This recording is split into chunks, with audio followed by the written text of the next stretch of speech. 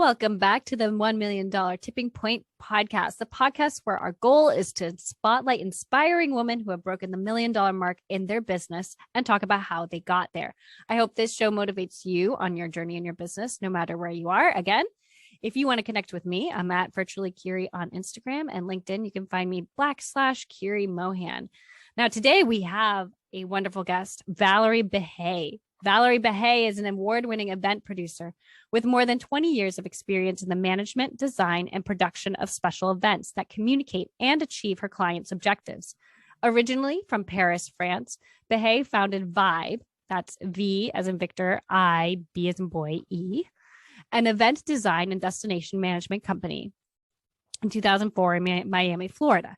Since then, she has grown the company to 9 employees and produced more than 1,100 events throughout the United States, Europe, Mexico, East Asia, and South America. You pretty much almost hit every continent, and had over $7 million in revenue in 2019. Her clientele includes global brands like Dior, Cartier, Jaeger-LeCoultre, LVMH, Coty, L'Oreal, Barclays, Banco Santander Bank, McCain, Merck, Thea Pharmaceuticals, and many more. Valerie Bihet received her master's degree in marketing and business administration from the renowned Sorbonne University, Paris. How did I do with pronunciation? Oh my goodness, Kiri, you are so good so good here. Fun little known fact, I did take French for 9 years. And I had a friend who lived in Belgium that I went and stayed there with her for like quite a few weeks I want to say, gosh, it was probably 20 years ago now. But her parents made me speak French, which I couldn't stand because I was struggling, right? Like I was like 15 years old and trying to speak French. And I think my present was pretty good, present tense, but as soon as we got the past tense, future, it wasn't that great. It's a difficult language, French, but it's beautiful language and it's stunning. Je suis enchantée de discuter avec toi aujourd'hui. Oh, I got that. I'm enchanted, or I'm looking forward to having this discussion with you today. Absolutely. You are still very good, Kiri. All right. So let's talk a little bit about your career path because it's very interesting. It sounds like you took some risks in your 20s. You started out in the financial industry, correct? Yes, absolutely. I studied my degree at La Sorbonne in finance, and I had a chance to do an internship in New York in a merger and acquisition company. And the CEO and his wife were very nice with me. I was coming from abroad. I didn't know anybody in New York. And so they told me, come with us. You know, we have like a charity event. We have a dinner at some friends. Come with us. And at the end of my internship, he told me, Valerie, we need to have a talk. You know, you are good. You are you know what you do, you like what you do, but you don't shine when we are in finance. You need to do something else. And when we are in all these public events, social events, corporate events, you are like flowers, like blooming. So maybe you need to think about what you really want to do in life. So when I went back, I finished my degree and I had an opportunity to build a company. Which was my first company. It was a staffing agency, and I had Disney as my client. And when they saw me on site, at some point, Disney offered me a job. So after 2 years having my own company, I sold it and I went in corporate business. And I worked for Disney for a few years. And then I joined Club Med after that. And in both of these companies, I was in PR, marketing, and events. So I really learned to speak the language of events and event production and PR in my corporate career. So why did you go into the financial industry to begin with? I think I'm a person who I like a structure. I like things. I like to understand what I'm doing. And I like mathematics. I like numbers. And actually, it was a very good experience because it helped me to build my business. And I used what I learned in university P&L, gross margin, everything.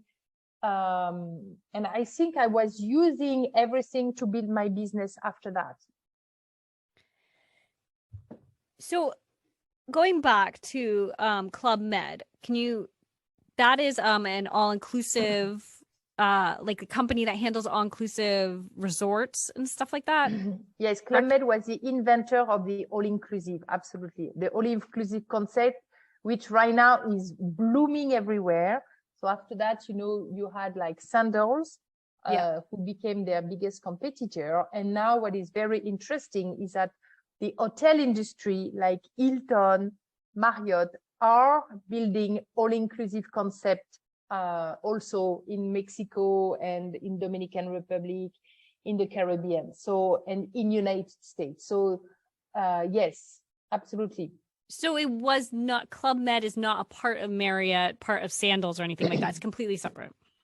Absolutely not. It's completely independent. Yes. Okay. Because I did, my honeymoon was part of Marriott and they had an all-inclusive. So that was not Club Med.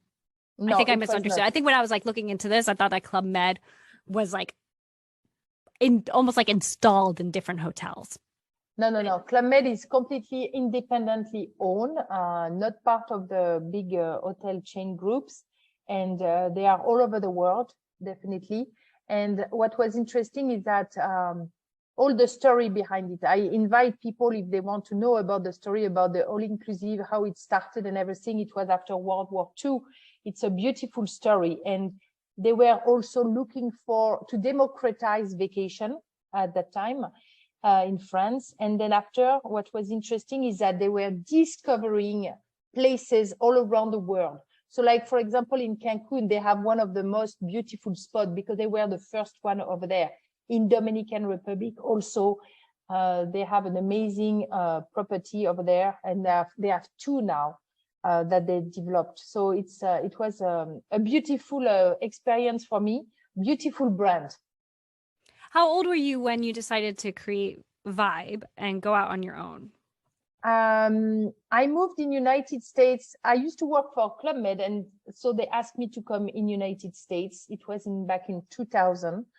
And I arrived here, I was almost 29 years old. I worked in United States for them for 5 years. And then I built Vibe Agency. It was a coincidence because the management asked me to move back to France to continue my Club Med years in Europe. And at that time, I don't know, my US experience was not over for me. So I was like, no, I would like to stay.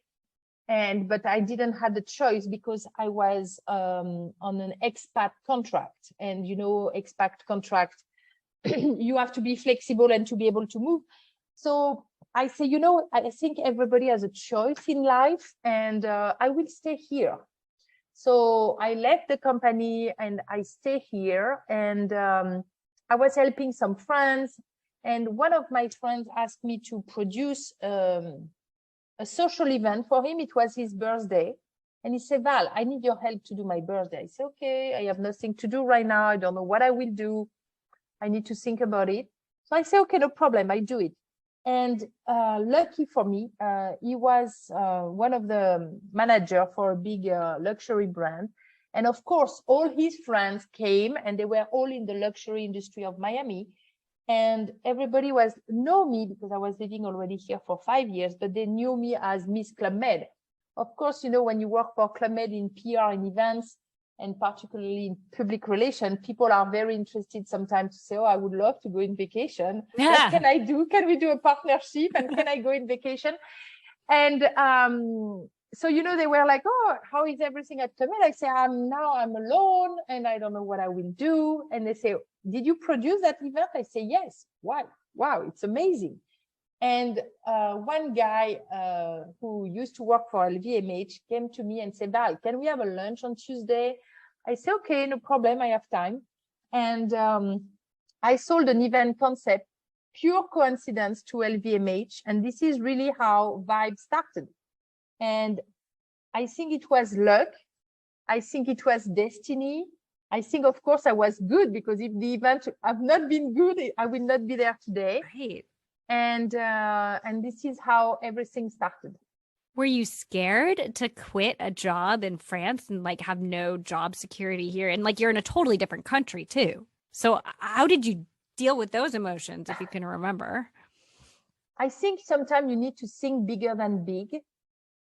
And I think, and this is one of the big difference, I would say, between Europe and United States. Here in United States, if you have an idea, if you want to try something, just try it. There is no, you can fail. Nobody will point you out with their fingers and say, oh, boo, you fail. No. Right. And I think this is one of the big advantage in this country. If you want to try something, if you have a good idea, just take your chance, you know, and if you work hard, if you make things right, if you have an ethical, I believe a lot of in ethics, I think anybody can be successful tomorrow. You know, that's something that my parents, they're both immigrants, actually. My mom is from Italy. My dad is from Australia. And they both said the United States is the best place for entrepreneurship. I mean, they only have experience in Europe and Australia, but their experience is that we foster this independence and this growth and this mindset of like, you can do it. You can do anything. Work hard, do the right thing, and you will probably see success. And they said that's just not really the same where they're from. And so do you find that in France, they point their fingers at you and say, boo, if you fail? Yes, and then also they are like when you start a business in France, it's used to maybe now things change because I'm here for 22 years and I really hope that things are a little bit smoother when you start a business. But it was very complicated, and I had the chance to build a business in the past. And honestly, before you even make money, the government is ask you for money. So we're here. You need to make money for them to ask you for money. You know what I mean? So I think it's a very different mentality, state of mind. And you have more chance definitely here first to start. But anybody can be successful, but it's maybe a little bit less difficult. Like if you were asking me, would you go back to France to do the same? I would say, no, I will not. Do you have any French clients? Of course, I have a lot of European clients because after there is also in our industry, you know, Americans, they have the big picture, the culture of the big picture right away, where in Europe, people are going, and even in the event industry, they are going in the detail right away. When we produce events and everything, when we work a budget, when we work a concept and everything, they are going much more in the detail right away, where the American, they want to first to have the big picture. If they like the big picture, they say, go, let's go. And we roll out. In Europe, they are going really to be like picky on things, even before they know if the event will happen or not. You know what I mean? So is it easier to work with Americans or French, or is it just different? I like to take both, I think. And sometimes when I work with American, they are like, oh, it's interesting the way you do things and the way you are already right in the detail. And I say, yes, but then after you have no surprise, you know, and how does it feel? Oh, it feels good, actually, you know, maybe less stress. But we like to work more maybe in advance, you know, we are more planification, process, those type of things, where in America, you have the big picture, then you put the process, and then you manage things the way they come, you know, by the priority. Like if I have an event tomorrow, I take care of it. And the event in 2 weeks will wait, where in Europe, we work a little bit everything together. So it's a different way of working, I think. That's true. I mean, I just helped plan this big annual company meeting that was 3 or 4 days long in a different state.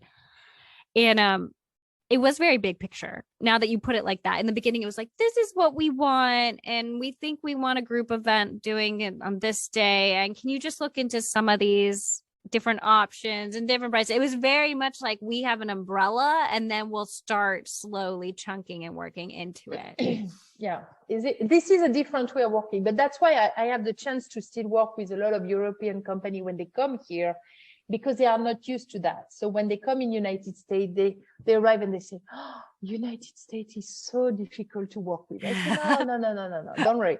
Let me explain you the way they think here, but we can make it happen and we can find just something in the middle that you will feel comfortable, they will feel comfortable, and it will be a great, successful program. How long did it take you to adjust to the American mindset of how we do events here? You know, when I came, it was very difficult at the beginning. And I even sometimes in my first 6 months, I had regret. I say I would never be able to do it. I had all sometimes those bad thoughts. And I remember I was even crying in my bedroom after work. And I was like, oh my goodness, why did I choose to come here? I had the perfect life in Paris, the perfect jobs. And then after, you know, I think also in the culture, which is interesting, you need to prove who you are and what you can do. And the doors are not open yet. But then suddenly, if you are at the door and you try to push the door, and you say, I exist, this is what I can do, look what I did, I can prove it to you. And then suddenly the world is opening. And you know, a funny story, you know, in Europe, you know, we build relationship, we invite people to have dinner in our house. You arrive, the table is very nice, decorated, the food is smelling. And I remember my first dinner here. So I arrived at the house, the table was not set. I was like, wow, I did something wrong when we have dinner. So we were having cheese and cracker. And then suddenly after an hour, they say, oh, now let's go to a restaurant. I was like, wow, okay. This is a way to invite people. And then I return the favor and I say, okay, I would like to return the favor. I would like, this is the dates, this is the address. And then she called me 6 hours before and said, Valerie, I'm sorry. What is this address? I don't find the name of the restaurant. I say, no, there is no restaurant. We are going to have a dinner at my place, in my house. So I think I adjusted quickly because this country is, everything is possible, you know, and of course I was living in Miami and I'm still living in Miami right now. It's a perfect sunshine state, you know, and so when sometimes you are a little bit down, you just look at the sky, it's blue, the trees are green, the sun is there, and you say, it's okay, everything will be better. And so, and you continue going and you keep going. I love that. So being in the events industry, I have to ask about the COVID-19 pandemic because so many event industry services ended up going under. How did you keep yourself afloat and your business alive during that time? Or when it first hit real bad? Because right now we're recording this in 2022, which is 2 years after when it first hit. What happened is in 2020, it was supposed to be my best year ever. It started strong. I think in January, I had made almost my year. Oh, wow. It was like amazing. And I remember I was at the CES in January, beginning of January. And there were some signs. Some people were talking about people in Asia, and there were something going on, and there were some pandemic, but you know, nothing was very clear. And then in February 2020, I was in Las Vegas with a big program for IBM, where a friend of mine in Europe actually asked for my help and to join and to embark in this journey in Las Vegas. And interestingly, we were having 8,000 people, but we had a lot of people from Asia who were not attending, and they were already remote. So they were remote, and so we were having like a kind of an hybrid event because we were having 8,000 people in person, and then all the rest were remote. And it was interesting. I was like, wow, it's good. Everything was working nicely. People enjoy. And so without knowing it, and it reminds me also my years at Disney with television, because when you do a virtual event, you become, as an event producer, I think you become a TV producer, in my opinion. So when everything happened in March and when everything stopped suddenly, I was in shock, true. I was like, wow, what do I do after all those years of work? But I rebounded quickly. I said, oh my goodness, look what I did in February. It was working very well. So I need to educate my client and to help them to pivot in virtual. So, you had a lot of industry, technology industry, some medical people, they were already in remotely, they were using a lot of Zoom. Me, I think I have Zoom. I should have invest. I'm not playing on the stock market, to be honest, but I should have, because I have Zoom for many, many years. So I helped my client. What I did is, exactly as I told you, I produce my own events.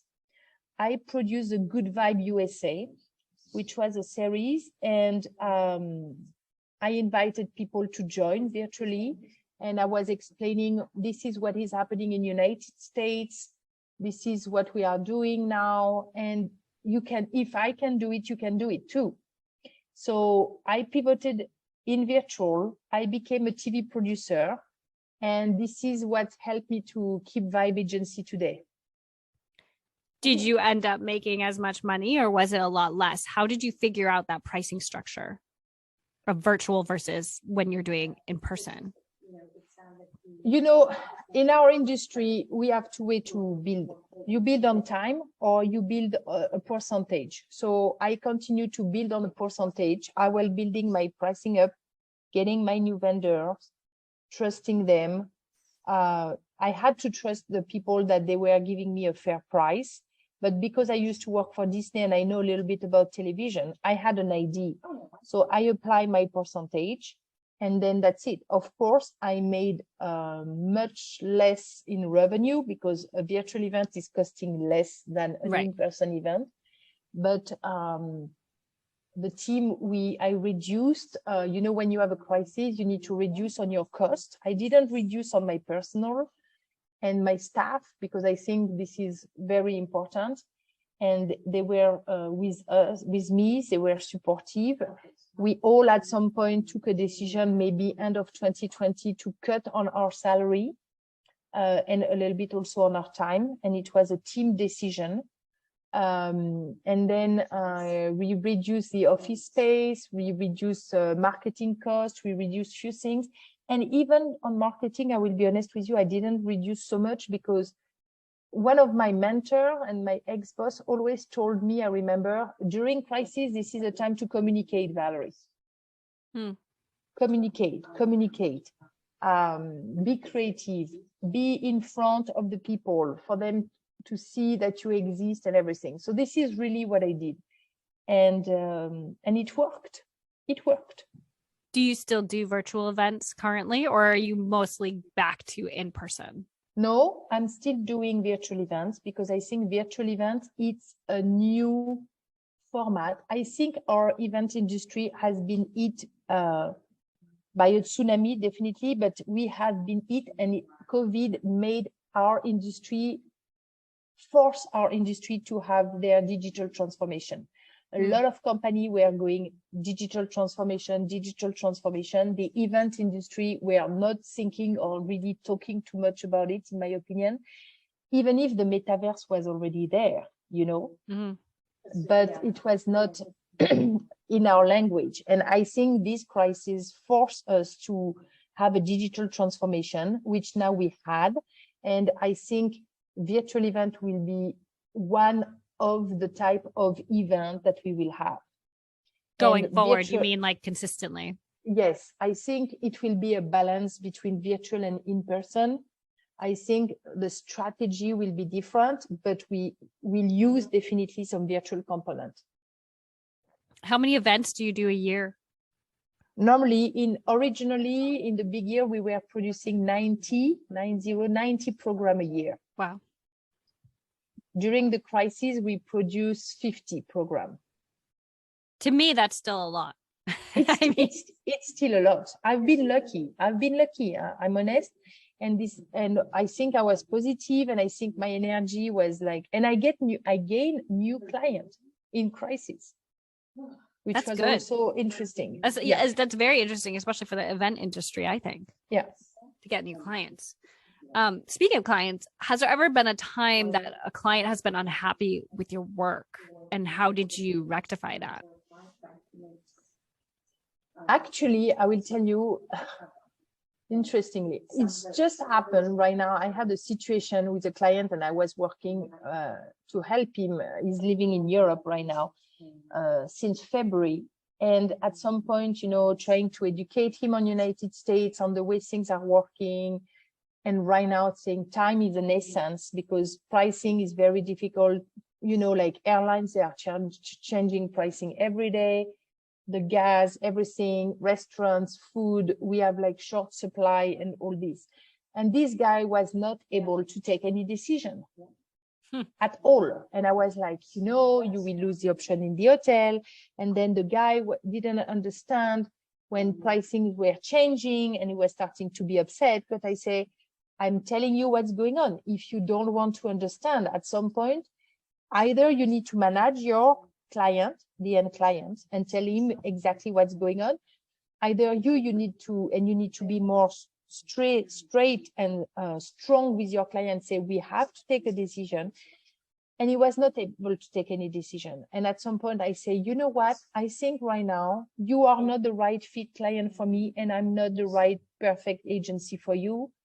And I think we shouldn't work together anymore. And I decided to stop our relationship.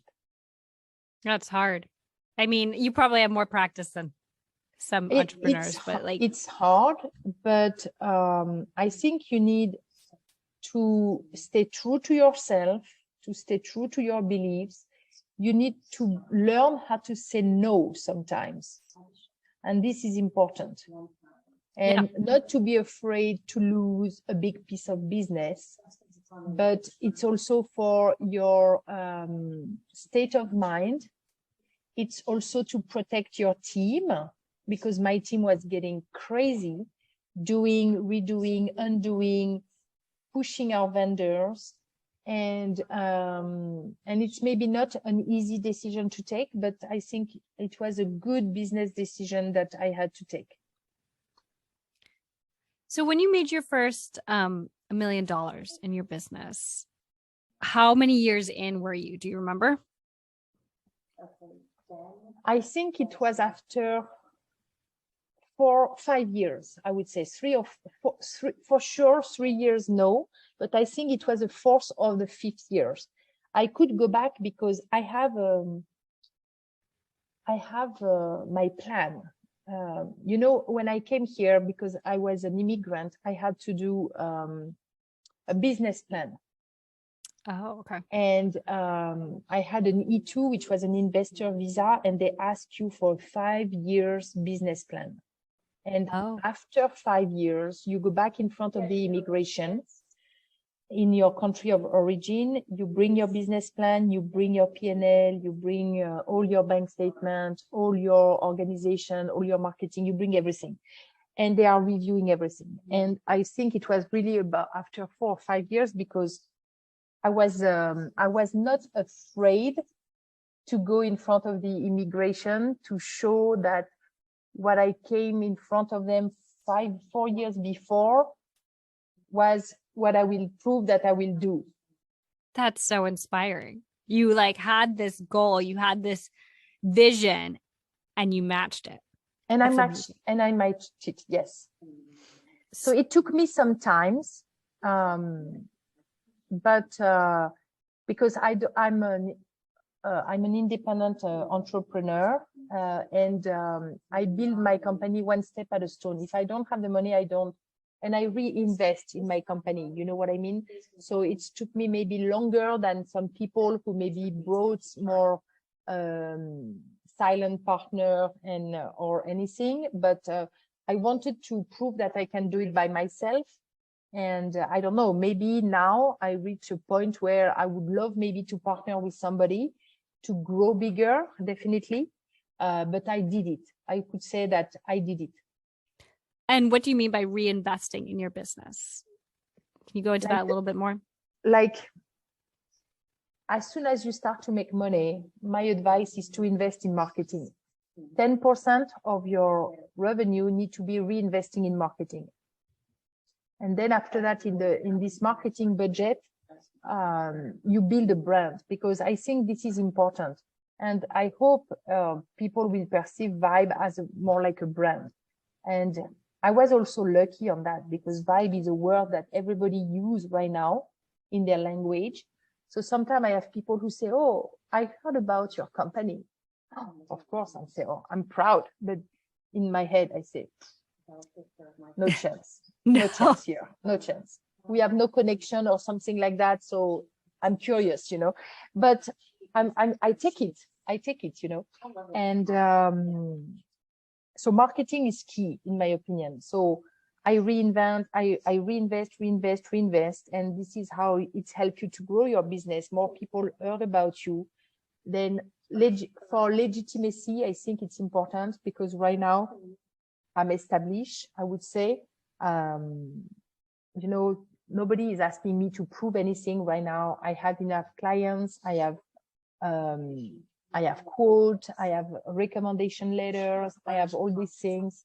And so after, I think it's like a circle, We call it the snowball effect. It's like a spiral. You start small, and then you grow, and then you grow, and then you grow, and then you grow. Mm-hmm. Yeah. What do you think was your best investment? Do you think it's marketing? Definitely, yes. Marketing. Where I was not good, and I'm honest with you. So if people hear us, maybe they will call me after. I wish I could find the right person to help me for selling, a right salesperson. This is the most difficult things and the most difficult person to find, in my opinion. And this is a big difference also, this between Europe and America, because, in America, they do public speakings when they are in 5th grade, 3rd, 4th, in the young classes and everything. And I think I see kids and everything with my daughters, and the kids are like, wow, they can sell you anything after. But then after, when you go deep in the detail, this is a person that is very difficult to find. You see what I mean? I do. My husband is actually in sales. He's in software sales. So I know exactly what you're talking about. It's difficult to find, because I think there's always a company that might snatch them away, right? Like there's always like someone who, if you're good, you're going to be constantly sought after, I think, and people are going to be, paying you more and more and more, which makes it difficult to find really good people. And B, sales is tricky, and sometimes really good salespeople cannot sell a certain product. I mean, which might be it sounds hard to explain, but like I've experienced this with my husband. Like you can be a good salesperson, and also if you don't believe in the product completely, if you don't understand the product completely, you're not going to be able to sell it. And I think people hire people based on their resume, based on like what they say they bring to the table, and then they're just not cutting it. And I don't know if you've experienced that. But our industry is also difficult because we sell emotion. Right. You want to make people feel like they're going to have this amazing event, and it's going to catapult them. You don't sell a car like you sell an event and everything. And so it's very difficult, to be honest. And right now I'm even pushing myself, to learn more in sales, and I'm doing some classes independently and everything to challenge myself, because I'm consider myself not as a salesperson. I sell and I find clients by my PR knowledge, by my PR passion and everything, to be honest. It's my vision. So people laugh when I say that. How can you make $1 million like that? They say, I'm not a salesperson. I'm a PR person.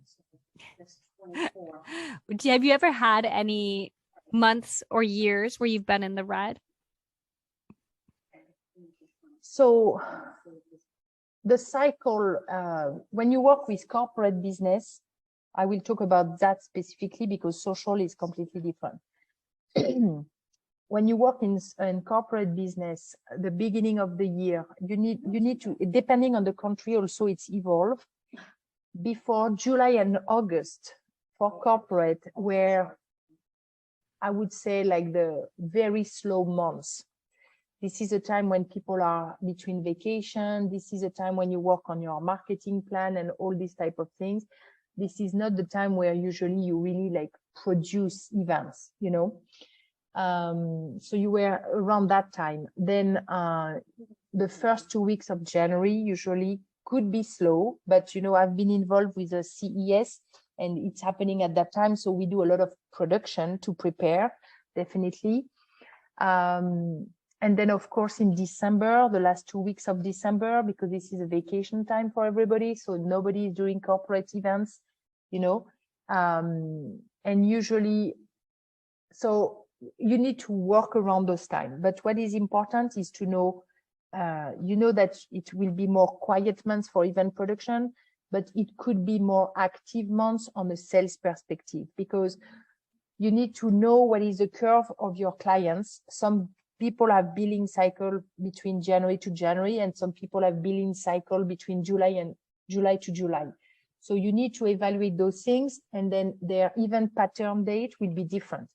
You know, when usually you are January, you know that in July, August, September, they are working on the marketing plan for next year. So this is when they are looking for idea on how they will spend their marketing and allocate their marketing dollars. So if I want to do an event, how much it will cost me? What kind of incentive can we do? Should we do a leadership retreat? This is also when the company are going to see Q1, 2, and 3 where they are going, and they are like, oh my goodness, we didn't spend enough on our marketing dollars. So if we don't spend before the end of the year, we will have less budget next year. So let's do an event. What can we do? So, you know, you need to work on all those patterns, I would say. And there is one thing, you need to be at the right place, at the right time, with the right person. Yeah, but how do you get there? How do you get to the at the right place, at the right time, with the at the right person? I mean, because I don't think it's all luck. You've worked so hard. You've built a network and had all these like connections, even from when you started in Miami way back when. I'm honest with you. It was luck, you know, this friend who asked me to do his birthday, and it started like that. And then after it's the spiral, because you work with LVMH, then Cartier called me, and then L'Oreal, and then it was the spiral was spinning like this. And then after, in 2008, crisis hit United States. Everything stopped here. And I was lucky because at that time, when a crisis started here, it was reaching Europe a few months later, even a year later. And at that time, I went back to Europe, and a coincidence, I met a friend of mine, and he said, Valerie, what are you doing? Are you still with Club Med? And I said, no, I'm doing an event production company. And he started to me, you know, we are looking for DMC in United States. And I was like, what is a DMC? Destination Management Company. So when the crisis hit here, Europe was bringing me business and helped me to keep afloat. And then after US rebounded, so, you know, it was a kind of the spiral. But then you need to understand your audience. You need to know where you will find them. You need to see how you can help them. Like, you know, right now I meet a lot of new people because of our digital transformation. And I was doing a lot of article. I was talking about it. I was talking also about the metaverse. And this is how I met new people, new clients. And they say, what is your opinion? And here, don't be afraid to share and to say, you know, let's talk, let's have a discussion about it. And then people say, what if you were me, what you would do? And this is how everything is started, I think. So I'm still going to hold by that. I think it's a little bit of hard work that leads to luck. Yes, it's hard work. If you ask me when was my last vacation, I'm always in vacation in Florida, you would tell me. But That's why I live here, because, in the weekend, 2 days in Miami doing nothing, just going on the beach. It's like 4 or 5 days of vacation, and you recharge your battery like that. So I can imagine. It's so warm there. It's so nice. And it's got such like a nice party vibe to Miami. I mean, of course it feels like a vacation all the time. Tell me a little bit about like your first hire and your team. Have you made any mistakes when hiring? Who was your first hire? And what advice do you have for other women who are working on expanding their own teams? So I will give you maybe one of my weakness. I think sometimes I hire people who are maybe too much a little bit like me, when sometimes you need to maybe hire somebody who will shake your mind more on a daily basis. Because what's made a good team is to have really a different profile. So the DISC, DISC. Yes. So you need to make sure, if you are the good team, to have a good balance on all the profile, the different profile. And I believe I didn't do any HR study, but I read a lot of magazine. I'm listening podcasts.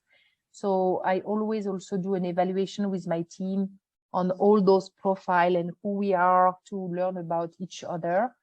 I wouldn't say that I made any mistakes by recruiting people, because I think when you cross the path of people in your life, there is good things always to come out.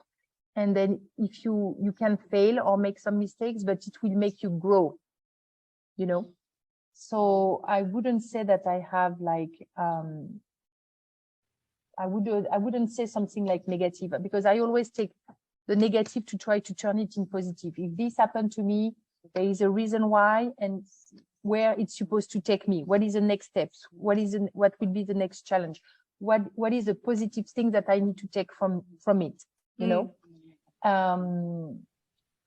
And after, I like to give the chance to young people when they start, because I was in my corporate career, I was at big position very young, because people give me my chance and they bet on me, and I will really always be very respectful for it and very thankful for it. And I want to do the same, So of course, it's maybe the hardest way, I would say, to go, the hardest path, because you have to train, and that anyway people will have to leave, because I think you want to push for them to grow. But I think this is what makes you grow also. So I think, I don't know if I answer your question correctly. You did. No, you absolutely did. You take a bet on younger people, and you don't look at any real mistakes as when you hire. If it didn't work out, it was a growing experience. You totally answered my question. Have you faced any hurdles or pushback as a woman specifically as you tried to grow your business? Last year was difficult. Still, it was hard. It put, of course, in your head a lot of doubt.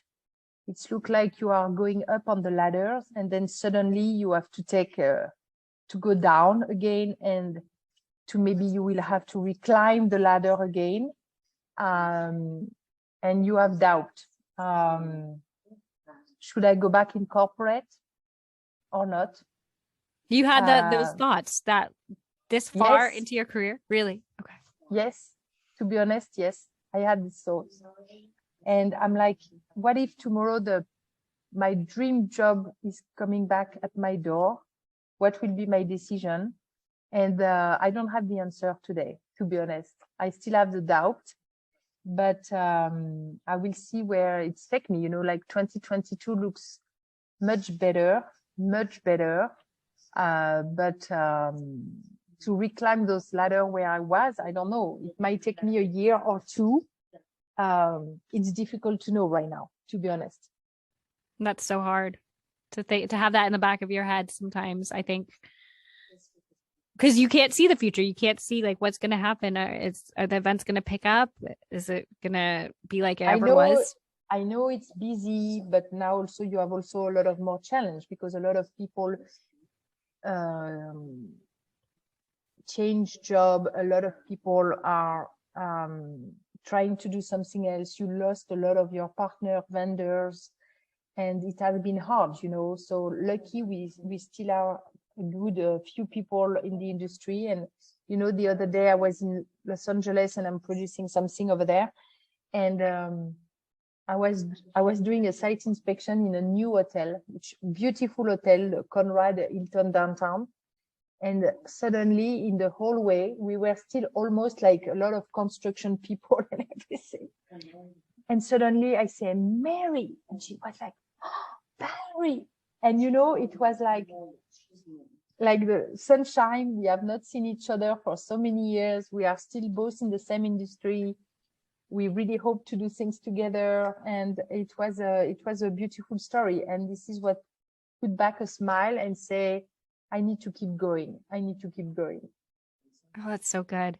What advice do you have for other women who are trying to grow their business and reach that $1 million point? And why do you think some women fail, and what should they watch out for? Don't be afraid to fail. This is when you fail that you will learn things and you will rebound, or the next time you will do things differently. Continue to educate yourself permanently. I think to challenge yourself. Don't take things for granted. Nobody is irreplaceable. So, and when you stay on your tippy toes, stay always in alert. An opportunity can come up. Take it. Take it, and you will see. So don't be afraid to invest. Sometimes, I know that there's some people, they have a goals like at 40, I will stop, I will be rich and everything. I'm over 40. I have a good life, but money doesn't make anything. You need to fulfill your life with what you love to do in your job. Me right now, if I have one thing and one regret is maybe I don't have enough time for my friends. And sometimes I'm here for my friends when they have difficulties in their life, but I'm not here to live the good moments sometimes. And this is just the only part that is hard. But I think go for it, dream about it, think bigger than big. I think this, and I'm reading a nice book right now. Like, I don't know if you know about this book, You Are a Badass. Oh, I do know that book. Yes, I haven't read it, but I've heard of it. But you know what? I was listening and reading it the other day on the beach, and I would say one thing: be a badass and go for it, girls. Okay, I love it. I love it. Where can we find out more about you? I can give you my email address, which is Valerie, Valerie at thevibeagency.com. You can find me and contact me through my website, www.thevibeagency.com. You can follow me on Instagram, contact me on LinkedIn. Oh, you do have an Instagram then? I do have an. Oh, but it's the vibe, right? It's not you. You don't find anything from me personally. Only the Vibe Agency Instagram, the Vibe Agency on Facebook, but on LinkedIn you can find me under Valerie Bihet, Bihet. Yes. Yes, we should make that clear. In French, the pronunciation is Bihet, but it's Bihet at the end. You do not pronounce a T in French. Yeah. Thank you so much. If you had one philosophy, mantra, or quote that you tried to run your business by, what is it? Who never try, never get anything. I would say that's this interview in a nutshell. Try. Don't be afraid to fail. Don't be afraid to fail. I love it. I love it. Well, thank you so much for sharing your wisdom and sharing with us your story about the Vibe Agency and how you got to where you are today. And I hope those negative thoughts, I hope they go away for you, those little thoughts in the background, because we all have them though. So it was refreshing to hear you talk about that, because we all have those in the back of our head. Like, am I doing the right thing? Should I quit? Like, is this the right choice for me? Especially when you reach hard times. So thank you so much for sharing that. And I hope that you continue to be successful. But look, throughout the rest of the year. I don't think it's negative thought. Then what would you say that is? If it's not negative, would you say it's more just this like fearful thought? Usually fear is negative. But I have no fear, I have no fear either. It's like, what's next? What could be next? And what will be the rebound if things are not picking up where I would like them to go and everything? And so you just take it like that, So it's just, there is always an opportunity. You know what I mean? I'm not afraid to fail. I'm not afraid maybe to go back on the ladder. If there is an opportunity, should I look at it or not? So, it's more like curiosity. Is it like curiosity? It's curiosity, definitely. And you need, do your list. What are the plus? What are the minus? Always do your list at the beginning of the year. Do your list 6 months in the year. Do your list at the end of the year. It's just, I think, a philosophy and a way of life, in my opinion. Yeah. Okay. Well, thank you for clarifying that. Because now I get to leave and not think about, but it was negative thoughts. I'm so glad you clarified that. It's not a negative thought. Curiosity. Yeah. All right. Well, thank you so much. And I totally appreciate this interview and you taking the time. And we'll make sure to include all your information in the show notes. Thank you so much, Kira. Have people who can find you. Thank you. Thanks for your time today.